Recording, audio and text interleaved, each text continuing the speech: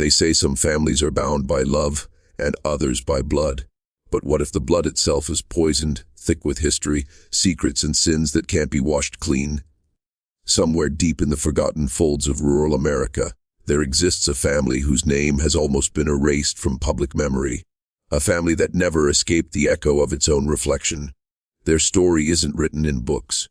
It's whispered through cracked photographs, missing census records, and the eyes of children who never looked quite right. When you first hear about them, it sounds like folklore. A story told by an old man on a porch, warning you not to wander too deep into the woods. But then you see the records, the birth certificates that share the same last names generation after generation. The newspaper clippings that never made it to the front page. The photographs that feel wrong, as if something inside the image is trying to look back at you. Hello everyone, before we start, make sure to like and subscribe to the channel and leave a comment with where you're from and what time you're watching. That way YouTube will keep showing you stories just like this one. This isn't a ghost story. There are no demons here, at least not the kind you'd expect. What you're about to hear is the story of what happens when isolation turns into tradition and tradition becomes something darker. It's about a family so entwined by blood that they forgot what it meant to be anything else. They were born into a curse they didn't understand, and they lived in a world that forgot them.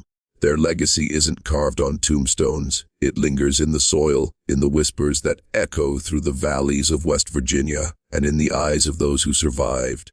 Because once you see them, once you know what they became, you can't unsee it. The line between human and haunting begins to blur. And what's left is a chilling reminder that monsters aren't always born.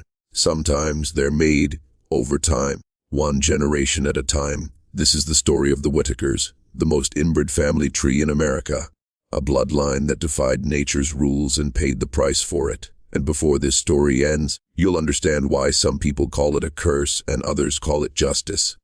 The Whitakers lived in a place most maps forgot. A small pocket of land tucked between collapsing hills and endless trees. Odd West Virginia, a name too perfect to be coincidence. The nearest town was miles away, and the road leading in was more dirt than gravel, more memory than map. Outsiders rarely came here, and those who did never stayed long. Not because of violence, not because of threats, but because of the silence. The kind that pressed against your ears, made you aware of your heartbeat, made you want to leave before the sun went down. Generations of Whitakers had lived on that same patch of ground, surrounded by the same woods, breathing the same air. And over time, the outside world drifted away, forgotten, unnecessary, even feared. Marriage became family, and family became everyone. A closed circle, a self-contained bloodline. It didn't happen all at once. These things never do. It started small, a cousin marrying a cousin, a brother's child marrying another relative. Then, slowly, it became the only way. Not out of desire, but survival. The land was isolated, the people poor, and leaving meant risking everything they understood as home. They raised their own food, hunted their own meat, buried their own dead. The family home was more a compound than a house, patched together with rusted metal, broken furniture, and the ghosts of better times.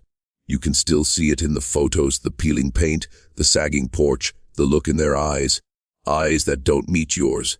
Eyes that dart, unfocused, as if looking somewhere you can't follow. People from nearby towns whispered about the Whitakers. Children made up stories, tales of wild screams in the night, strange shapes seen at dusk, movements that weren't quite human. But the truth was more tragic than monstrous. Years of genetic collapse had taken their toll. Some members of the family could barely speak, communicating instead through grunts and gestures. Others showed severe physical and mental deformities that doctors would later describe as the result of consanguinity, a word clinical enough to mask the horror behind it. They weren't villains. They weren't evil. They were trapped, caught in a web spun by poverty, isolation, and shame. A family so far removed from society that even the laws of nature seemed to twist around them. And as the years went on, the curse only deepened. Because once you close the gates, the darkness doesn't stay outside. It grows from within. The first outsiders to truly see the Whitakers didn't come with cruelty in their hearts. They came with cameras, curiosity, a desire to understand what the world had forgotten. But even then, when the lens turned toward that family, It captured something that words could barely describe.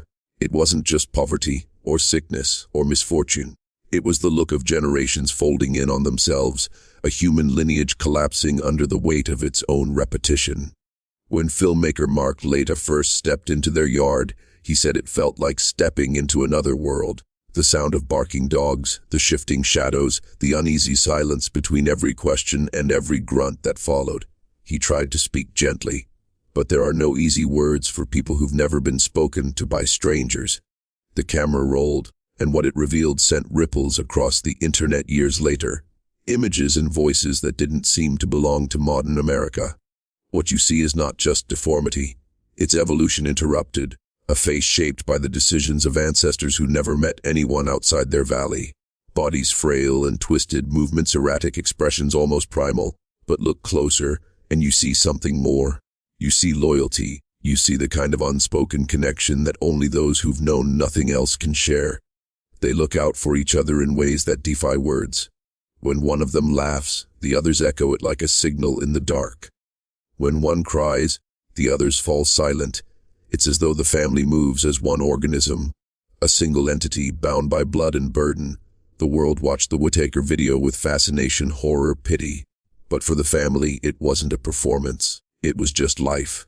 Their daily existence, tending to their small home, feeding the animals, surviving another day, continued as it always had. The camera left, but the whispers grew louder. Articles, reaction videos, comments. People wanted to look, but few wanted to understand. And in that moment, the Whitakers became something both infamous and invisible, a living relic of isolation. Their suffering turned into spectacle. The world stared, but the valley stayed the same. The same crumbling houses, the same broken line of blood, the same haunting reminder that sometimes the past doesn't die. It just keeps breeding. To understand the Whitakers, you have to go back further. Long before the cameras, before the headlines, before their name became a whispered warning. The story begins with the land itself. West Virginia's hills have always been both protector and prison. In the late 1800s, families settled deep in the valleys, chasing coal and timber, carving homes out of rock and forest. When the work dried up, many left, but some stayed. Too poor to move, too proud to beg, they built their lives from scraps and silence, trusting only their kin.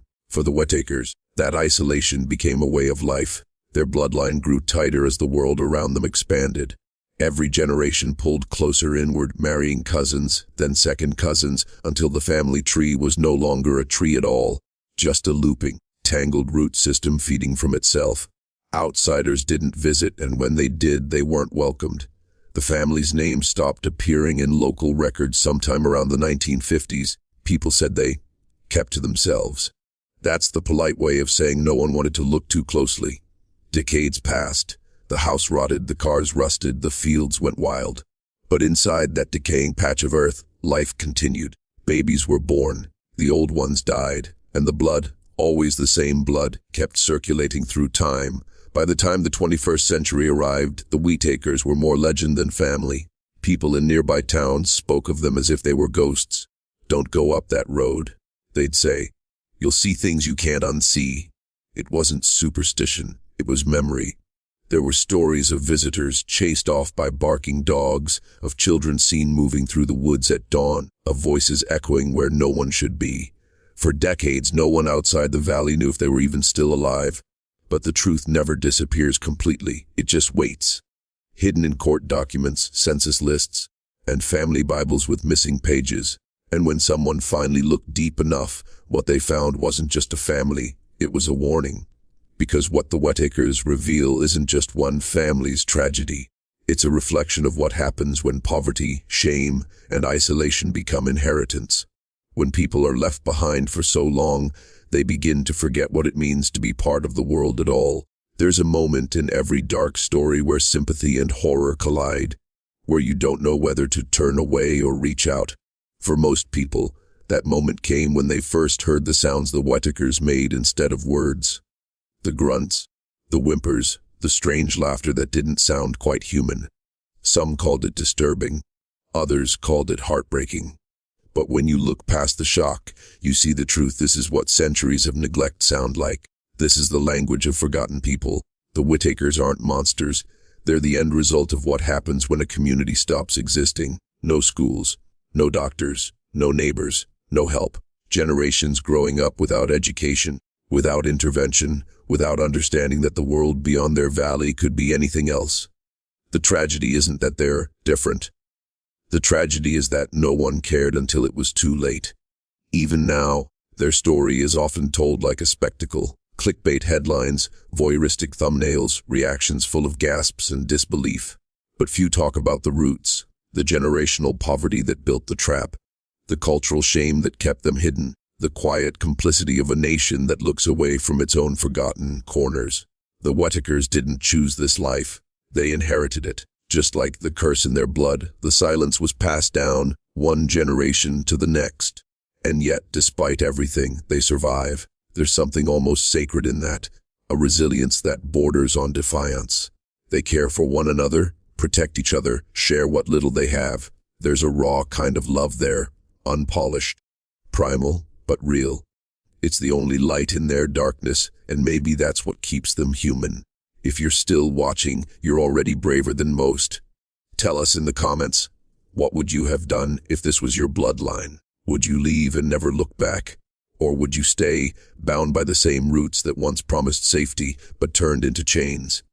Because the Whitakers' story forces a question none of us want to answer. How far would you go to stay loyal to the only world you've ever known? And if you discovered that loyalty came with a curse, would you still call it family?